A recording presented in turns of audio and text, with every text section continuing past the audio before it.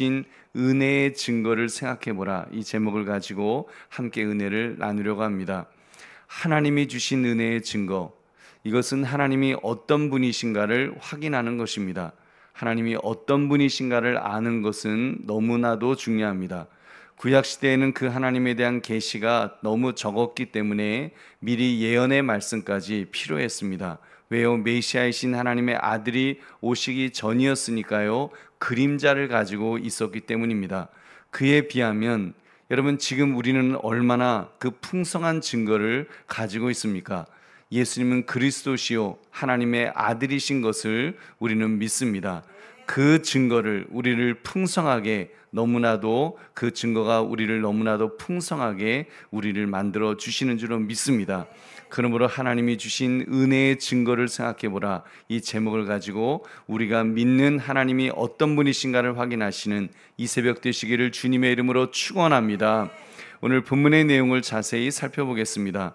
본문은 계속되는 이사야 선지자를 통한 이 예언의 말씀입니다. 앞으로 유다 나라가 포로 생활을 하게 될 텐데, 그때 낙심한 유다 백성에게 위로와 하나님의 구원의 약속을 지금 전하였던 것입니다. 이사야 선지자는 포로 생활을 할 때를 예언하면서 그때 하나님의 위상이 얼마나 낮아지게 될 것인가를 경고하고 있습니다. 포로 생활을 하던 유다뿐 아니라 주변 민족에게까지 한없이 낮아질 것입니다. 망한 나라니까요. 망한 나라에 이제 하나님 신이 될 것이기 때문에 그 유다 나라의 처참한 현실은 믿음을 도태시키는 그런 증거가 될 것임을 지금 경고하고 있으십니다. 처참한 현실에 처하게 될 유다에게 그때 누구를 생각해 보라고 말씀하였습니까? 우리 2절을 함께 읽겠습니다. 시작. 너희의 조상 아브라함과 너희를 낳은 사라를 생각하여 보라. 아브라함이 혼자 있을 때 내가 그를 부르고 그에게 복을 주어 창성하게 하였느니라. 아멘. 하나님께서는 지금 이사야 선지자를 통해서 자신에 대한 분명한 증인과 증거를 제시하셨습니다. 누구입니까? 100세가 된 아브라함 한 사람을 그 들어서 큰 민족을 이루시고 약속을 성취하신 것을 생각해 보라는 것입니다. 아브라함은 한 사람이었죠. 그렇게 아무런 희망이 없던 아브라함에게 하나님은 사라를 붙여주셔서 그로 하여금 큰 민족을 이루신 하나님이시라는 것입니다. 그 하나님께서 정말 지금은 나라가 앞으로 이제 나라가 유다 나라가 망한 것 같아도 다 끝장난 것 같아도 그렇지 않다는 것입니다. 하나님은 한 사람을 통해서도, 한 사람 아브라함을 통해서도 그런 위대한 민족을 만드셨던 그런 하나님이시기 때문에 그 하나님께서는 언제든지 유다 나라를 또한 회복시키실 수 있다. 이 사실을 지금 말씀하고 있는 것입니다. 그래서 그 예로 하나님께서는 황폐한 사막과 광야를 어떻게 바꾸시는 분이라고 했습니까? 우리 3절도 함께 읽겠습니다. 시작. 나 여호와가 시온의 모든 황폐한 곳들을 위로하여 그 사막을 에덴 같게 그 광야를 여호와의 동산 같게 하였나니 그 가운데에 기뻐함과 즐거움과 감사함과 창화하는 소리가 있으리라. 아멘. 태초 하나님이 만드셨던 에덴 동산처럼 하나님은 그 망한 나라, 정말 망하게 될 나라, 황폐한 사막처럼 된 그곳도 하나님은 회복시킬 수 있는 그런 분이시라고 말씀하고 있습니다.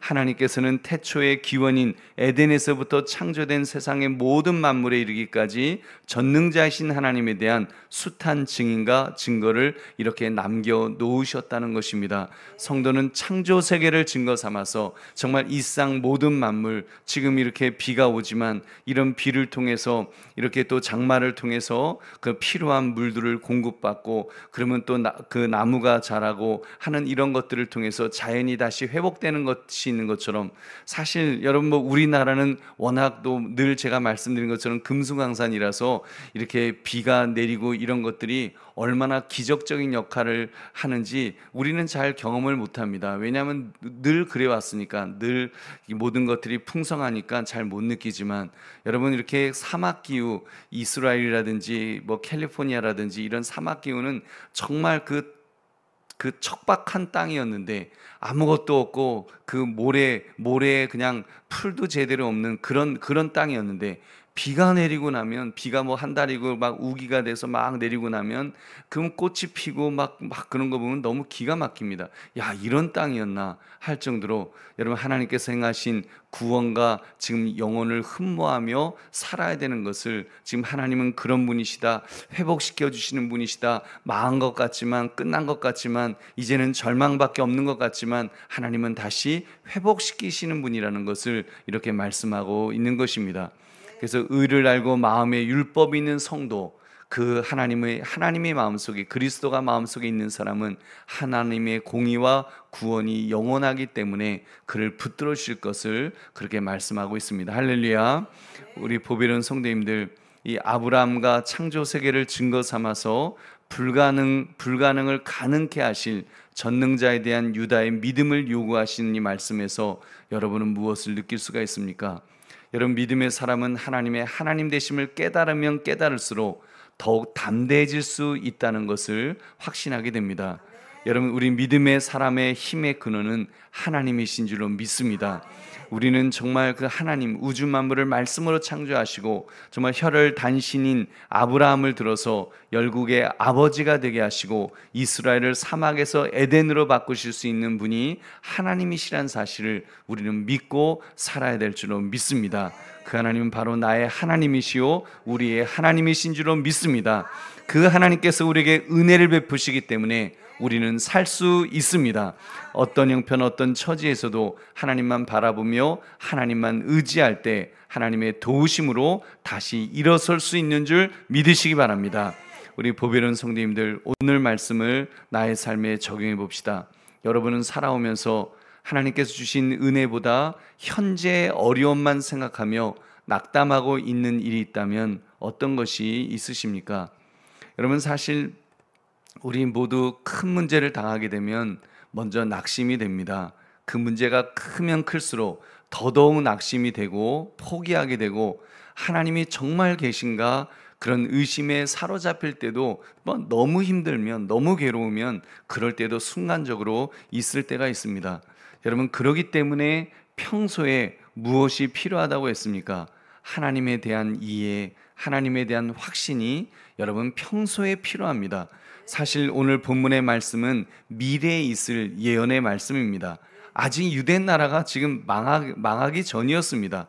그 망하기 전이지만 지금 이제 하나님께서 이사야 선지자를 통해서 경고하시는 것이죠. 경고하면서 너희들 망한다, 큰일 난다, 돌아서라, 돌이켜라. 그러나 너희가 망한다 할지라도 그러나 하나님은 너희를 다시 회복시키실 분이니까 그 하나님 바라보라고 지금 그 경고의 말씀을 계속해서 주고 계시는 것입니다. 하나님의 도우심, 바사왕 고레스의 출현 같은 것은 정말 상상할 수도 없는 바로 그런 때였는데, 그러나 하나님은 이사야 선지자를 통해서 하나님이 어떤 분이신가를 말씀해 주신 줄로 믿습니다. 그들이 바벨론 포로가 되고 더 이상 길이 없다고 느낄 정도로 밑바닥까지 떨어졌을 때 기억하라는 것입니다. 그 하나님, 그 회복해 하시는 하나님을 지금 기억하라고 하나님을 바라보도록 그렇게 만드신 것입니다.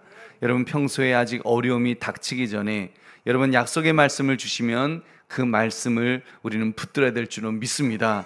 기억해야 될 줄로 믿습니다. 그래서 혹시라도 우리가 그런 어려운 환경에 처했을 때, 그렇지, 하나님께서 이때 우리에게 함께 하신다고 하셨지, 우리의 조상 아브라함도 혼자였지만 하나님께서 큰 민족을 이루셨지, 내가 지금 넘어졌지만, 내가 지금 쓰러져서 나는 못 일어날, 도저히 일어날 수 없지만, 나는 힘이 없지만 하나님이 계시지. 그래서 다시 하나님을 바라보고 하나님을 의지하도록 만드시는 줄로 믿습니다.